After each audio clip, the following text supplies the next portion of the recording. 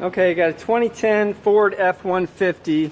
It's set in an ABS code C1278. And what's happening is when you're driving and you're turning left or right, the ABS is applying the brakes. So the steering angle sensor, it sits at the base of the column, and this is what it looks like here. This is the old one removed. I already have the new one installed. So basically it has two 7mm coming in from the back side of it, and sits at the base of the steering shaft underneath the dash. This is the connector here. It's a 4-pin connector.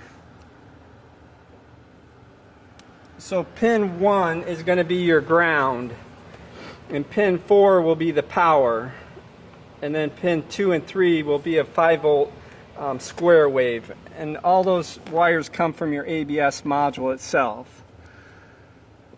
So the sensor sits up here, right around this ring here, and this is your sensor here. Like I said, two 7mm screws from the back side, and this connector just plugs in the back here.